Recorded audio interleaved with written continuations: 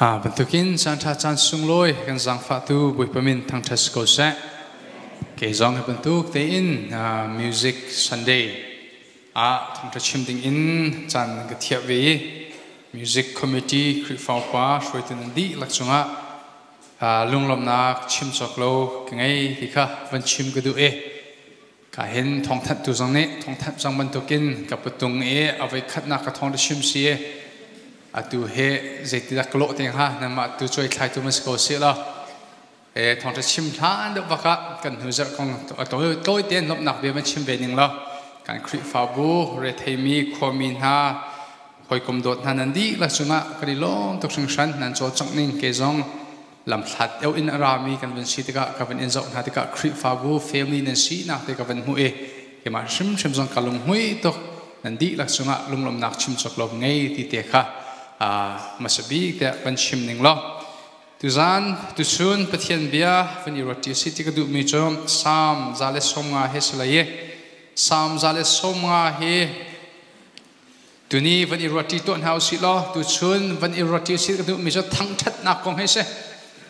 thang that na he zai se da asi nang he te pathian a thang that mi na sumo pathian du ning in thang that na mi na sumo thang that nak ni a chwa pi mi thla chwa na ki te na chau ve chang mo na chau ri lo si a chun tu ni hi thang that nun kan nge ni cho si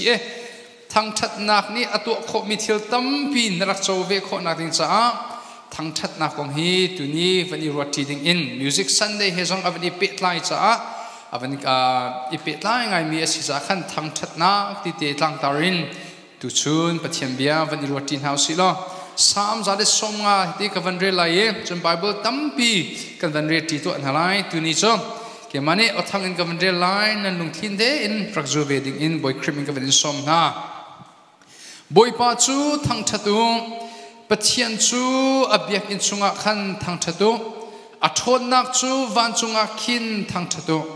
thilian ngan atwa mi ronga ama chu thang thatu asang big alian ngan nak chu thang thatu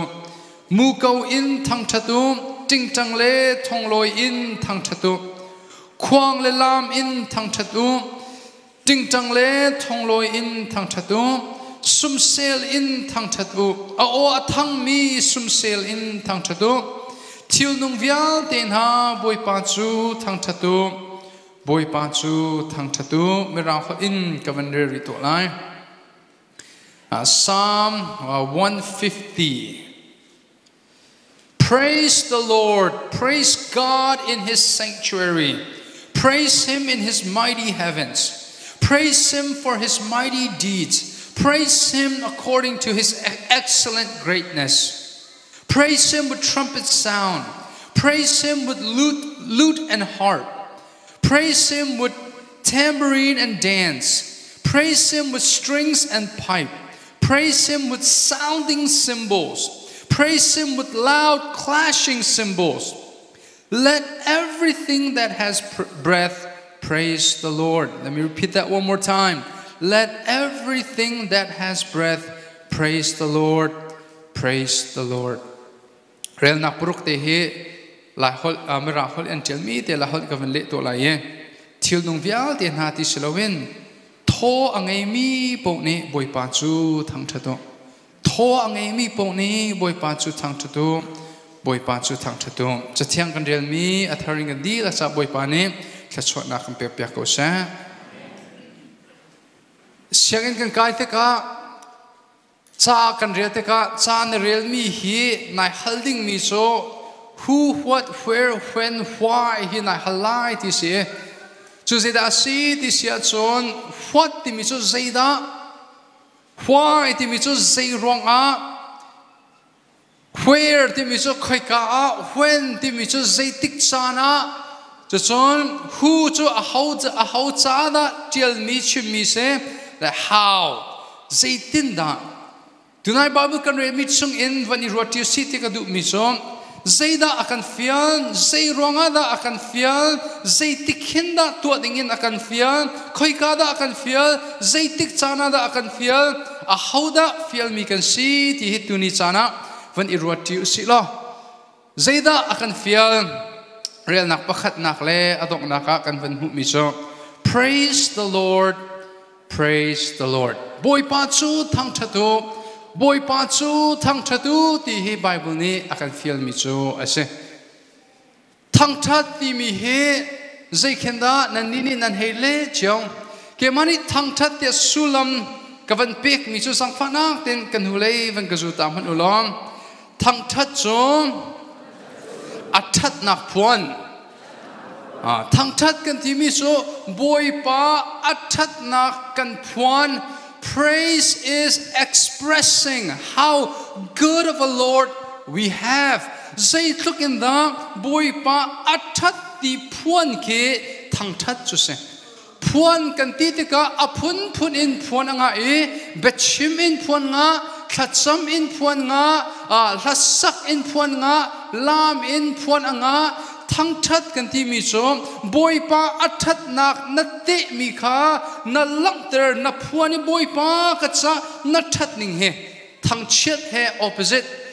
ta su na ka kan sia boy he anhuleya achet na kong chim ning lo chu Thawngchet asing ha e sia boy he anhuleya athat na kong ka chim chu Thawngtha asive bantukin pathian Thawngtha kan ti mi he athat na kong kan ro kan chillung ni achol han I kan murka kan leidang kan kutle kan kiani aphuan hi Thawngtha kan ti mi chu se statement pakhat kavan so to lai kusut nan hat lak le tlak lo Bible in van real jivan zo ti to an house lo nan hat lak le tlak lo zong kha nan lung ki thli te khan van I ruat ve to ulo chu se da asi ti sia chun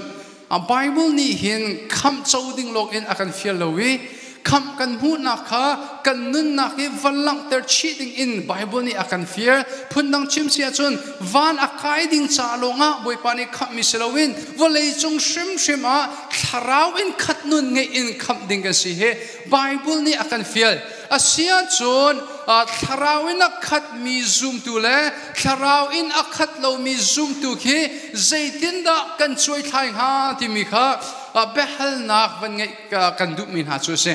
mi pakhat khin na zo tika anun nak examine anun nak in na choi thai anun nak na zo movie ban tu kin hei zo lo o ani chu tharawina khat mi minung ase ani chu tharawina khat mi minung aselo ti ta phung ki zeite po khida na manve ti mi he hal ka duwe keima cha chun tharawina khale khalo amma sabik ka zo mi cho Thawngtha nun angai langai lo he ka so Efesa khavan kaw ti to an house lo so Bible song ni hin akan husak bak mi chu se kavan statement kavan chua du mi cho tharawina khat mi zoom tu cho Thawngtha nak nun angai mi zoom tu salai. Can you guys repeat after me? A spirit-filled Christian is a singing Christian. Tuni pumchana tachuna kha worship shwai tu dim hunin worship hi in shwai haning lo kan zau na I worship kan pia mi kha na sak bak lawa hen chon thil pan hi long long se khal ha kan sak mi na thei lo asilo le charel na thiam lo nan ha chet na mit achot ruanga na sak lo asilo le na mit bakin na mu ve ko alha zong na thei ve ko na in na sak lo sia chon o tharau na khat lo mi si ti mi he kan thei kho chot lai Efesa angan panga chunga hin eka hen pol ni tharawin khatu tia akan chompiak nak rel nak hlei te hin kavan rel to lai mo. And do not get drunk with wine. Ephesians chapter 5 verse 18. Zu zu ril ha u for that is debauchery. Chu nun nak sok sam shu bia si but be filled with the Spirit. Siman se lo tharawin khatu te ka zu chu ril ha o tharawin khatu zu arimin ha cho zu ni an nak a control bantukin nan ni chu tharau ni in control ha se tharau ni nan thuak nan chilong nan kutle nan ke kha mong se shwai se dikha tharawin kha ti du mi chu asi rel nak thai kwa asia chun tharawin nak khat min ha cho zaida an tua dikha avan pe chon rel nak thai kwa tina chel addressing one another in psalms and hymns and spiritual songs, singing and making melody to the Lord with your heart. Tharawin khatu chusun zen nan to cholai pakhat kha sam le khri fa labu le tharawin na khat mi sa pol kha nan saklai pakhat than ani pek pina boy pasna I do me melody oh ring on music sado kha nan chilung di lakin nan saklai nan pek lai tia tharau than na du ma tharau than nak lam tam pilaka tharau than nak lam I apakhat aitel ve mi cho thang that nak hese thang that nak nun angai lo mi jaitik mana tharau in akhat mi minung kan sakho lo Paul zong ni hin tharau in khatu avan kan ti de sang kha bakin tharau in akhat mi na cho thang that nun angai mi anse asia chun thang that nun angai mi chu mi zai te poda anse thang that nun angai mi chu an nun naka boy pa that nak real chok asilo zia pathian that nak amhui pathian that nak achawi atep mi kha an nun nak in thut pi ok athalowi mi sa pi sina le an ma pumpak nun na boy pa ka chana tha to ge ti he la sakin mo azai lei po in langter min ha hi thang that nun angai mi chu an si ti he van chim ka du mi chu se zai ronga da boy pa kan thang that lai sam zale som ma re nak pan hi praise him for his mighty deeds tilian nan atwa mi ronga thang that tu praise him according to his excellent greatness amma alian ngan ning he amma long he thang that ok tla ka si cha kan thang that ding si zai ronga da boy pa na thang that lai na so atin ronga boy pa thang that atlo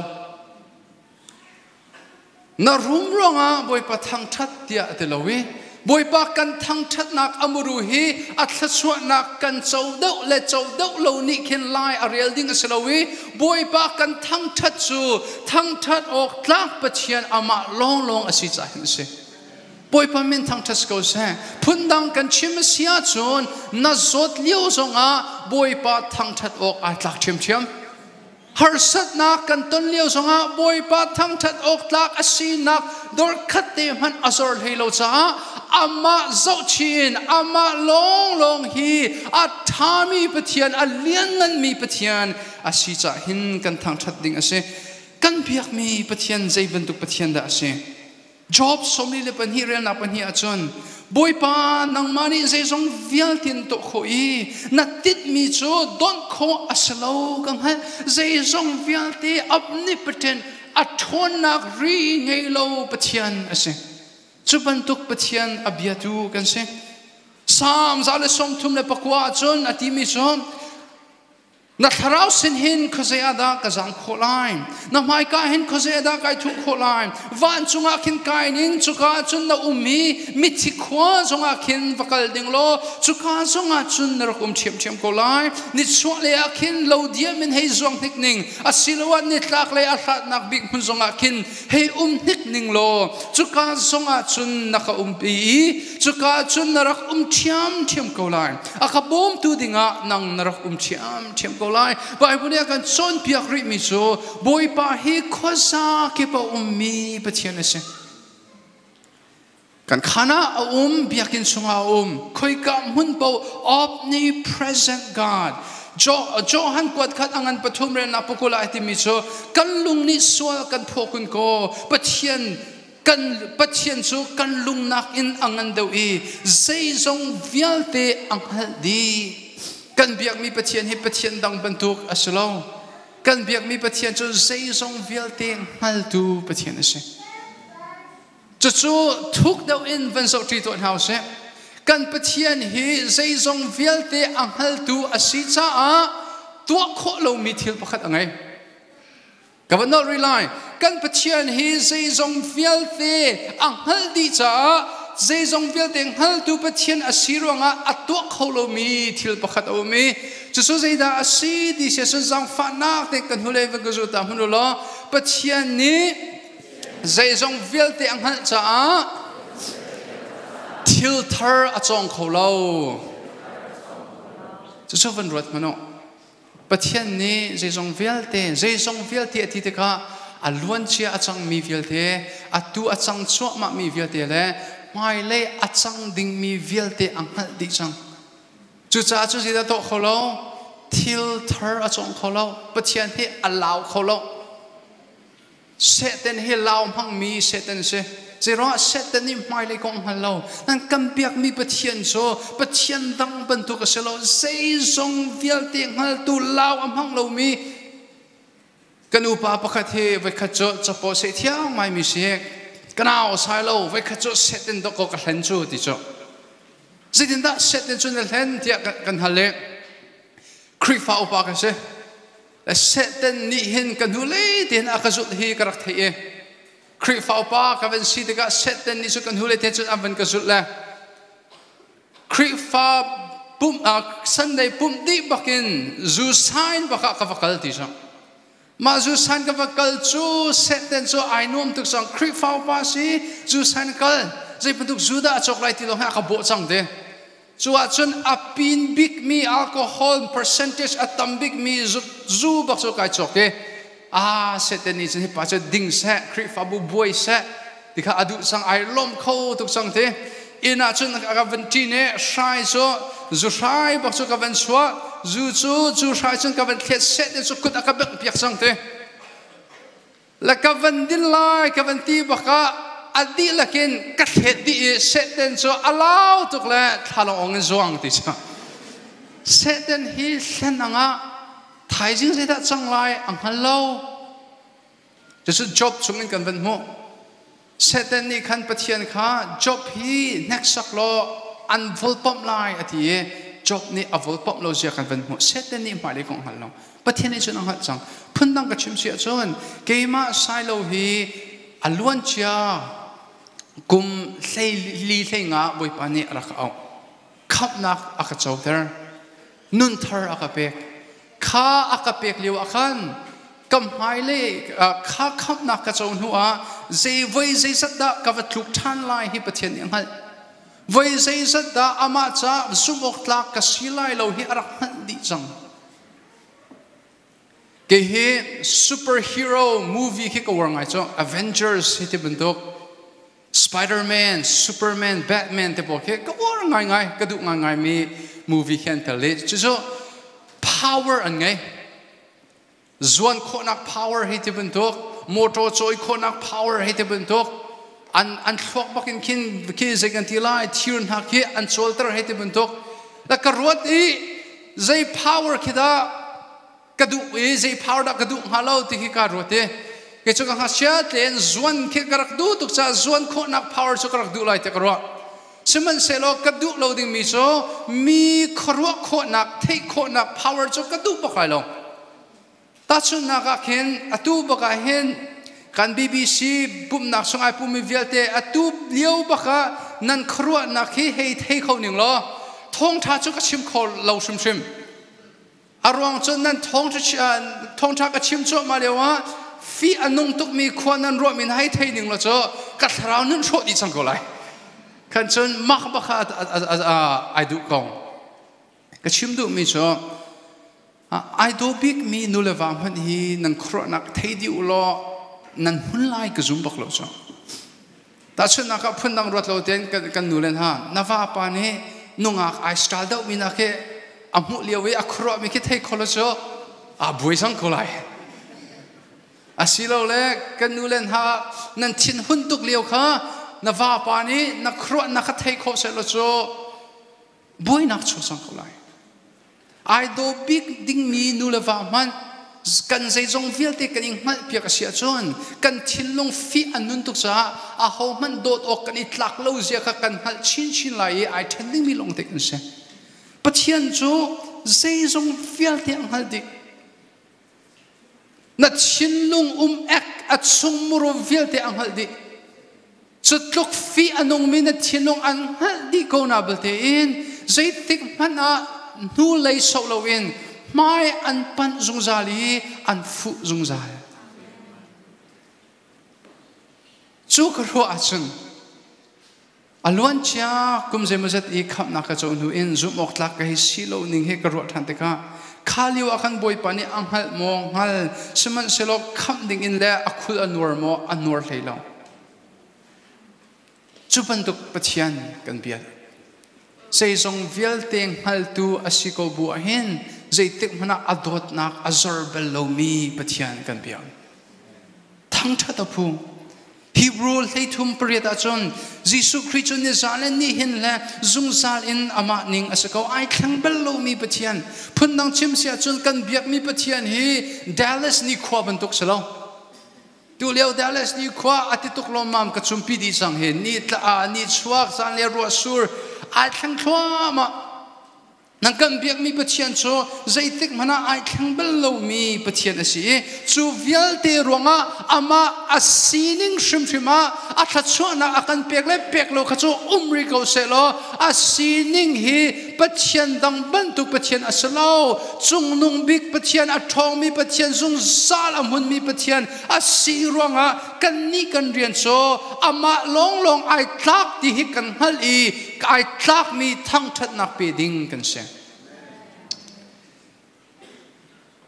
Sechun zaitin da kan thangthat lai zaitin da boy pa kan thangthat lai pang pasri te ka ben so pi to lai zaitin da boy pa kan thangthat lai apakhat nak kan thinlung di lakin kan thangthat lai That is a very practical song lai how should we praise God wholeheartedly we should praise God pathian ni hen kan kut ai clear hana kan oi sa achu hana adu mi so kan thinlung I kan thangthat kha du misa Maka amru chuse atachut naka Moses nol bia khaven so man usilo nol bia masabik so pathian dang nan bia lai lo ti cha pathian dang nan bia lai lo akaina tua pathian dang abiabel mi kuthiro tining lo nan thilai lo zaironga kan ni minung cho alhen lai mi cho achung lai thinlung khe kan zo thiam lo kan ni cho aleng le song thang e ai zo tok po a hen chun kan hangam Aluan chia kum nga lai nu the Miss Universe Miss Myanmar aizome so Miss Myanmar aizom naga top 10 nga the top 10 Miss Myanmar popo cho phungki maya kunding timikha ro anak choi Facebook khan alar ngai nan thei men ko lai akun hamo kun halomo tikha kanak boy ngai kha kanisum makhado kan siso lai mi cho ke amhai kan taksa I avakun po akin kan hangam mi punang chim sia chon kan tak pum hi biak in aphat po kha kan hangam nan Jisu Christ introduce to ami cho slawe biak kan ti mi hi zedasi no bia Bethel kan big mi chon nalong chindi lak na ro nak ti lak nanun nak ti lak kan boy pan na dot lai chung lein aram sa lai nong kan ti mi hi nam te in mi na va sok hana huat nak chung lein na ngai mi kha lai nong asang Pundang chim sia chon thangthat kan ti mi zong he leng lei ai piat hana ti se chung lei na oting mi chu se pathian dang nan biala lo ti du mi chu se se boy pan nakin zai dang khanan do de lai lo tua boy pan nakin tangka kan do de pasu sia sol biak sko cho atangka ma iti hin kan tak pumi avakun lo mana kan chinung ni akun ho chang Chuve ban tu ken boy pane adu mi so kan thinong di la ken boy pa thang sam som le purok kan long tin di la ken kan thang that lai mo boy pa kha bachian na lian ngan nak chu azung sal in ka chim lai Jisu Christ ong le azul tu bol tampi kha timin ha cho nan ni cho nan hur kha ti long nan ka thang that nan hur ka le nan thinong he ai sa tok te che chu cha chun tuni pup nak na phan la kan sa Good na clear ko na belte na lungchung te baka hen khodang arwa swal si enchun ma chu lung thindi lakin boy pa thang that sti no na lung thindi lakin boy pa na thang that kho na ding cha abe pi tuk mi chu hi na khro na hin na vin baka phunang chim sia chon thla na sak chu ma lewa tlangban ha sin nunga kong ro nga ti long ha na sak chu ma lewa thai jing zeida na chuan lai thai jing zeida na tu lai ti kha ro nga ti lo ha na sak ti ka hen abe pi mi so na kut na clear han le na pum le na ke na chol chang le na ka in sa achu hana khan sabia kha tha te in zo ama sabia ne achim du mi kha tha te na ro ba kha na ruwa na khin na kilven kholo sian chon la lung chin di la ken boipa na thang that khori long chu za chun pup na biak in sung a hlai na van phaka chon boipa amasabi ka hi ka khruwa na khira kilven ka dang a phak na halo ding cha hi ka khruwa na khira kilven thil dang kong ka ruwa na halo ding cha nang ma kong long kan ruwa kho na ding cha hin hi ka khruwa na khi ra ka kilven ti in tha kan something song se apan hi na sia chon kan thilung di la ken boipa kan thang that sia chon zai ti khin da kan thang that rely ti sia chon hlasak bon boipa kan thang that lai do ngai in o tha ngai in hlasau tiu se lo cho I qualify lo ding mi kan tampi nam boipa ne that lo wa kan selowin hlasak ding bakhe akan feel cho music avan chua I kan o avan chua ve mi hi boy pani adu bak mi chu asi ke chu ko that lo cha mi dang ni sa ko se lo kalung thin ten ka sala ti anga lo ta chun na ka hen kan palen ha nanu pi kha dot na be chim na du to na en nang malen nang ma na be chim na o khana nge tika na rem lo we kha ka dot je kan ting ha pa dang tu hi kan chim ding mi ka thia lai an ma tu ni in chim ho se lo ke tha ten an chim ka kangai lai ka thilung di en kar amen velai ti se lo pa dang tu ne na nu pi chungi na dot na kong kha na tial mi te kha pa dang tu ne na nu pi sna chim ha se lo zo na mani amen amen ti lo so phung jong se lo mi se na or that lo wa se lo en na thilung te na rat mi kha na nu pi sin chim kha na nu pi cha ai chenet big ding mi asiban tu ken boy pa that na khi midang ni an chim hi vai irit o ka thalo nang ma nam hur ka nang ma no o zai bakin achwa ve hi boy pa pathian biani akan chon piak mi chu se hana sakau ta saklo anga lo chu cha chon ka hen music director ne chimi ka man tok kan fali hi la asami zoom to an seeding he abepi ta tak ano that lo kha chu phun nang he sakau se la sak shim adu mi an seeding he abepi tuk mi chu se chu cha chon athangai mi practical in sung ko kharnan to ko mi a thein pup nak na mi prasal heng anang kal sia chon nan fali ke airport ke shuk ter bak loading an airport ka chia ka fa ika hen motoka radio wa mo CD in mo bluetooth in mo lai tha pathian ha kan phun lai kan dil akin kan salai khol nan khon pa song in motoka nan mong pa pathian ha ki phuno sa tiu adang ni khan an fondak na la se mati khan pathian thang that na ha asa ti mi in sungkur khar kan si jong he vanram in sungkur khar dir na lam pakhat chong asi ti ban chim ka dong apathum nak thatharin boipa thang thatu de Bible mun tam to ka thatharin chu cha chan thathar achong ding mi zoom tu kan se sakpeng mi thla kha not peng selowin thathar kan saktika chul hlani achwa du mi sulam kha kan ngai lai phun nang dau in pathian that na kha akan mu tar lai apathum na apali na kha ring on phunting in boipa kan thang that lai apanga na kha kut beng bu in boipa kan thang that ding se sam somli le pasri mi vyal ten ha lunglom in nan zape beng tua u tha do in pathian so thang thatu pakhat so pastor pa pakhat he seyo bakelo ko me so thang that na kan saka azai tim han ken adir dan le kan sak mi thaka ai ke lo to ke ai kom ngai mi ai ngap ngai mi ka sidika siapa yam he nang no kutel chuna beng velo kut clear cho him ko se no kutel he beng velo ki I know me I know me hello ve to chang te a ke chakalung lop na kheleng le pia ka thiam lo te a ma se chun ka thei thiam zape kan beng hi zaidang selo lung lop nak lang ter ka sie okay te kan ka he makter ko World Cup 2012 masih kan Pier 10 World Cup akan World Cup kan zautin ha so pastor so World Cup zautin national arkrave US la Germany is rakte an thui la USA bakni kan goal cut an van goal e US chu kan ram ta tak song selo kha bolo thui tu pone hauda kan season an hallo chu bak chu pastor pa chu US pa bang avan goal chu akut bang athan kho ning he ti diok thalo ya siapa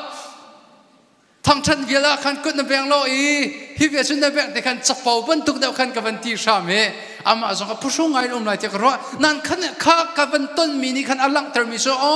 hi sia pa cha hen ama hello mi USA bolung chi thiam pa ni avan gold mi kha Giêsu Christ ni chi nak atei piak nakin ka kha cha sung loi deu ti kha long chong chu cha chuan thang that kan sakti ka kan chillung in kan thang that pina kan kutle kan ke jong he a choi ba kok se boy pa min thang that ko se khai van chong ta na se kut beng boy pa kan van thang that ho na lai amen sila next zaitin da boy pa kan thang that lai lam buin boy pa thang that tu te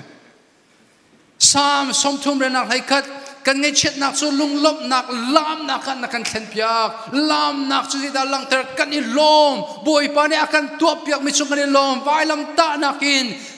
khap kan chau nak pathian fa si nak kan chau nak suan nak vial te ngay thiam kan si nak kan chau nak chungi kan i lom tin alam ding mi kan se chu chon apa sri nak kut clear bu in boy pa kan thang that ting zong se good here he mi nakin ka piang thardau ti nak asashim shim lo good here he mi nakin ka thalo ti nak asashim shim lo chu cha chen is za bidding zong khe selo we good here ne alang ter mi pathum te ka van bible ka van real to line sam somruk le pathum ren nak pali achum kanun chung po chu boy pa kan lop nai nang ma le ka kut ka clear lai tha ka chom line he sam chatia tu ni hin kalung lop nak chu good clear nakin ka lang ter lai ti good kan clear nak arong chu boy pa kai lom tok kalom tuk nakadot tuk keima hi nan hakarte nakaten keima thengte van level sern hanin narakathime kamin kaswal nak silowen kamin in nakao nafa nakachol han cha kailom Psalms alel hei kore na somni lepret achun I will lift my hands toward your commandments na nol bia chuka ko chuka clear lies ronga which I love I will meditate on your statute kadot tuk cha pun nang chim sia chum boy pa kan dot tuk ti lang ter naka kut kan clear song hi bible ni kan chum bia ke Psalms kul riat chunga ati mi cho nang ma bom hal o ka awi na biak in thiang lei hoi in ka kut ka clear teka kaaw na kha na ka thei piak boy pa kan her tuk ti nak song kese ha che bo te chuanga ma te long ai chok anula pa sinra ka choyu ti ti ko ta khirban tukin kanu ga pa hi chuang chunga ke ma te long kan hangam lo nang ma tang nem te nan ka choi nan ka pom lo hen kan hangam ti lang ter na ban tu khan boy pa kan her tuk nang ma lo in vale chunga ka se kholo ti lang ter na ka se chu sa chun kut clear bu in boy pa kan thang that ding se khoi ka da boy pa kan thang that lai sam zale somare na pakhat abyakin chunga thang that tu athon na chu van chunga thang that tu kan ni chu bekam thar chana kanum changi pathian biak in chu ta ka chung kan pum hi se chu cha chun hi na pum na hun po hi thang that na hun se he biakin long sron na motor ka chong na thang that ding se na ek leo zong na thang that ding se na zun leo na i leo na tho leo zong boy pa na tha to ke ti in hallelujah awi hasak i boy pa that na phwang ding kan se zaitik chana da boy pa kan thang that lai sam za le somni le panga boy pa chu ka thang that lai thil nung vial te ni amin thiang cho zungzal in thang that ha se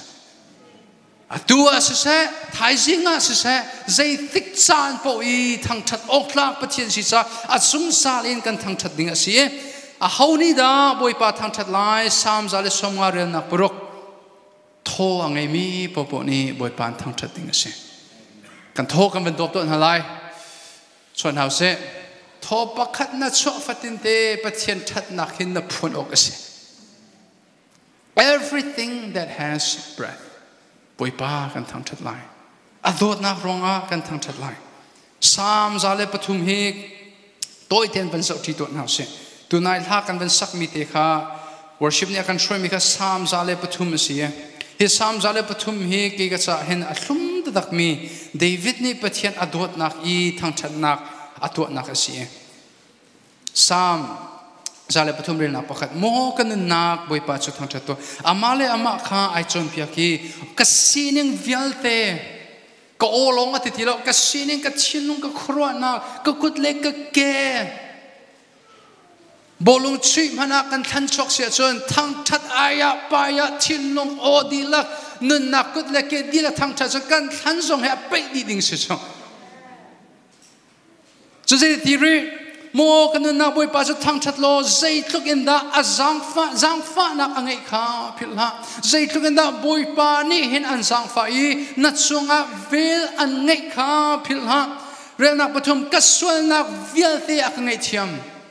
kaswal nak zai zat ak ngai thiam vial te ak ngai thiam he very theological kaswal nak vial te ak ngai thiam ti du mi so kal alwan chia ka tu mi vial te swal nak le mai le ka tu lai ding mi vial te ke akal hi cho boy pa min thang thas ko se chu cha chun pushun nak zai man ngai lowin boy pa maya lambu in kut khir buin zu tama pa zong ni alwan chen na nun nak tuan bia ni in tem ton til ha se zai ronga boy pa zang fa nak le boy pa ni na swan nak vial te ngai thiam te ka na swan nak ngai thiam long sloin an phiak di chang Hebrew ngan prasha chong kan hu mi cho an swal nak hi ka ngai thiam long sloin kai chin ken ti lo ti ti boy pa min thang thas ko se chin ken piak ti lo ti mi cho a sung loi tuk mi se phun dang chim sia chon vai khat cho Bible study kan to na ka kan na nu te hi an ina khan si Sailo phiksa van cha lo ke mani kan dak halai te ka phone kha ka van on ni ka phone ka van check te ka phone line nga lo phiksa order nga lo kha kana nang ma na phone tu ka pe ka ti a phone avan ka pek live ti boka khan akape cho siang lo ngam lo arwang cho kan phone akin kan zo chia mi thil kha ar ichia di makha a phone ka tong a chon a zo chia mi thil bo kha Sailo ni anghu sia chon akasik lai phun dang akaru asolai ti ka phang ezira to ti sia chon ti ti me alwan chia zo mi vial te kha delete atwa di azo chia mi vial te avan delete akhan chon zo mano Sailo na du mi po to ka phone hi kan pek tis ko cha Zaironga alwan chi arang so mi vialte kamu piak ti lo kha kan hulei tuan bia a hau chu da Jesu Christ kan ton hana chun ton bedo chu kan tial a hau man ton bedo tial bu te in Jesu Christ mai pan mi kan selo he kan ton bia chet bu te in swal nak ina khat mi ton bedo Jesu Christ mai kan rati a vele azang fa nak chung te do kan dir mis ko cha le chu zang fa nak ni zeda kan tel piak kan hu le ton bia kan hu piak ti lo chu ni chun nakut an clear ter kholo a hen chun zaini da an clear ter khoti lai I pusung ti la a hau man ni kan in so lo voitam pi cho kut kan clear ti ka khan a biakin minung vial din an ka zo di an ka choi thai di an ka judge ti kan a zaine mam cho nang ma so chan kan ngai lo nan biakin apung san shrim shrim ya pakhat le pakhat izo kho jong selo chu cha chun na kut clear te ka khan nang ma le pathian karlak te khan so ko se a zang fa na kharwa a zai thukin dan na suan nak di la kan ngai thiam mai le na sual ding mi via de zong an ngai thiam na kha van rat lo chu long sri lo re na buthum ati mi cho ka zot nak vial te akadam ter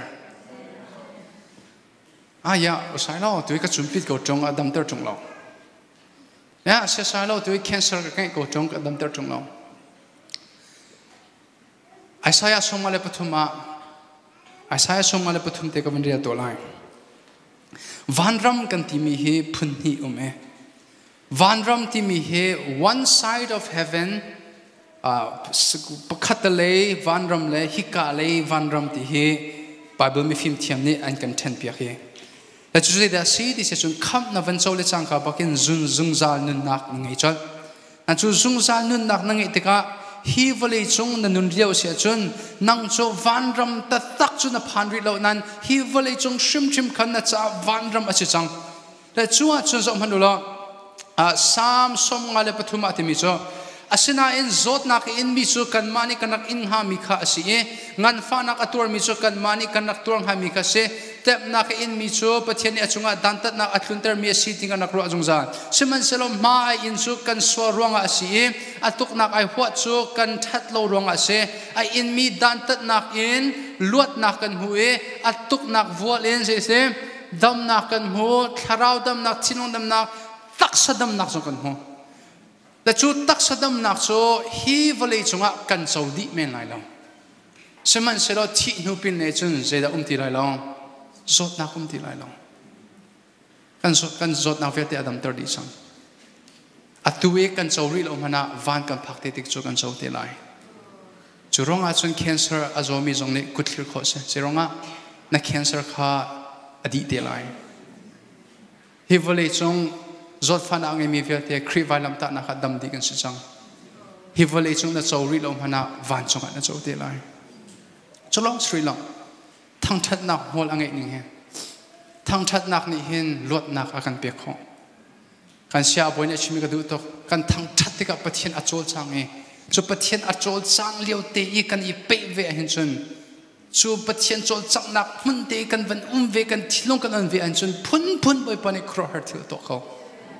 chu la ka tam pi la ka ke ma ka life ka ton mi pani thum te ka van chim to lai ke hi kang ha chet leo te in sport a huam bak mi ka se len te chakrak du to Siman se lo kum hlei nga ka sia khan asthma attack rak nga e asthma ka van nga nuin khan sizong baka nili krakum si boilen kati mi chol lente na cha mi na cha khoti lai lo arwang chuna thuchu ning amhan lo an kati athiman krak thi deng mang zetiok tha ka ka pa ne kati mi kha lente cha cho panhi nak che sang ko he nang ma ngandam nak sa long to sing ten bo che cho ti ha na in music le patak ti in thaban cho to ati chu le chu patak ten thak cho worship shoi tu convince ti ka chon crusade camping tlot anga ti lo le voi kha cho sia Peter Lilian crusade a hen ka form wrong selawin music tum tu ka sirong te akhan ka vai tel ve chu ka vai tel ve I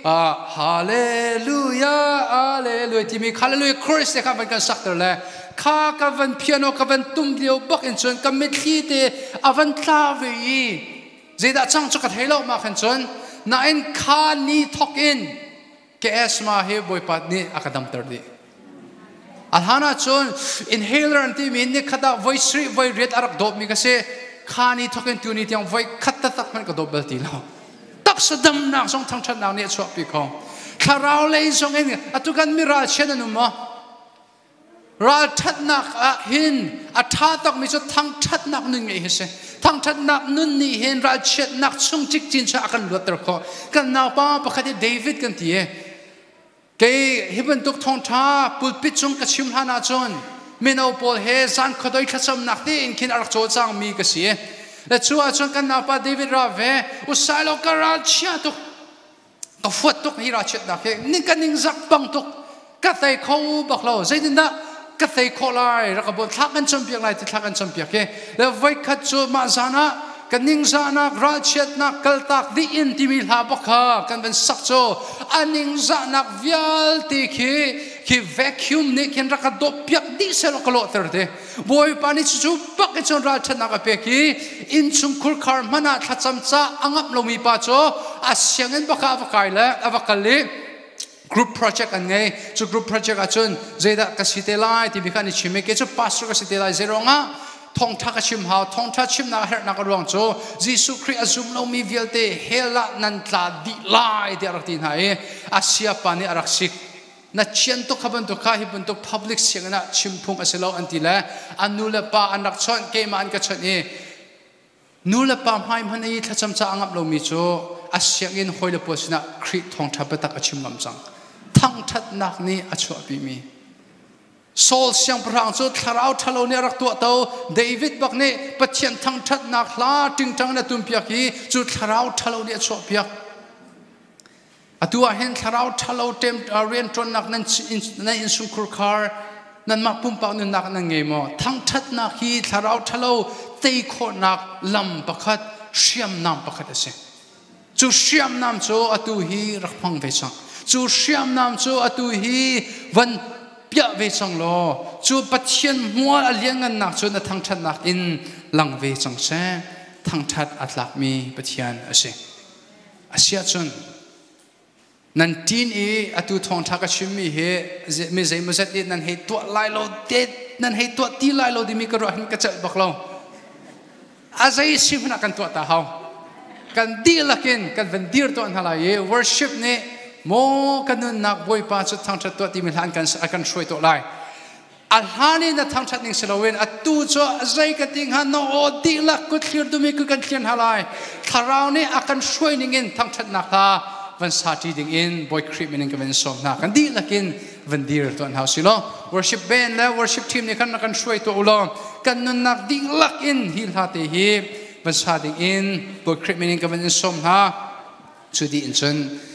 chairman sana thachot pek lakin kan chan kan doctor kon halai sila kan di lakin kan bit kan benishin to an halai kan bit kan benishin to an house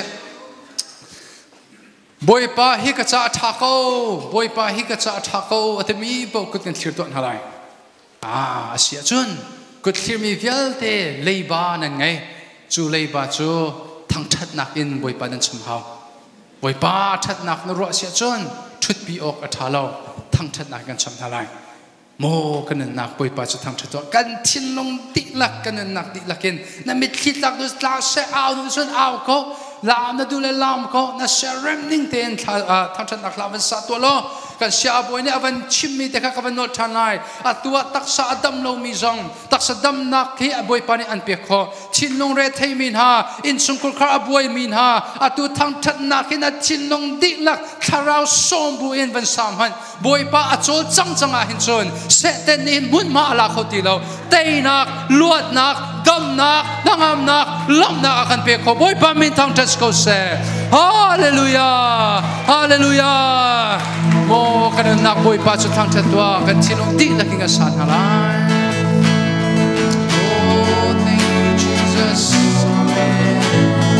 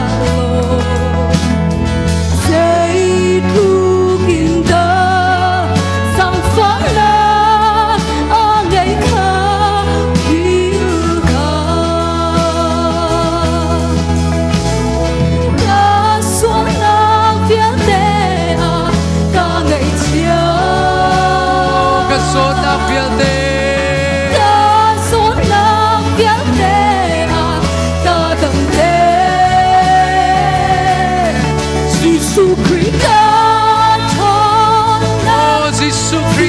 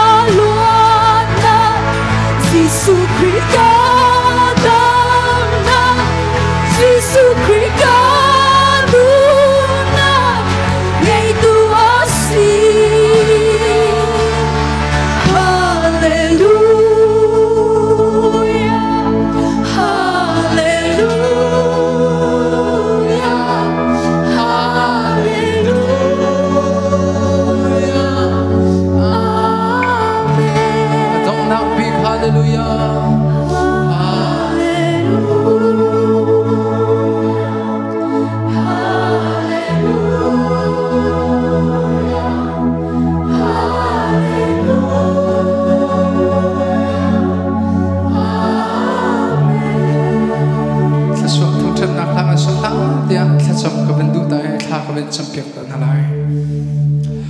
hallelujah boy pa na min thang tas ko sa nang ma long he thang that ok lak pathian si boy pa kan chwa sem ka in duni tiang kan nun nak lam khat kan zok te ka kan ma kan thon nak a salo kan ma kan thim thiam nak a salo ko khan lai rel kan thiam tuk rong a salo na that nak thong long ten se ko nang ma na that nak thong long ten se ko boy pa lei thla chwa nak fan thla chwa nak phun sakip na kan pek mi hi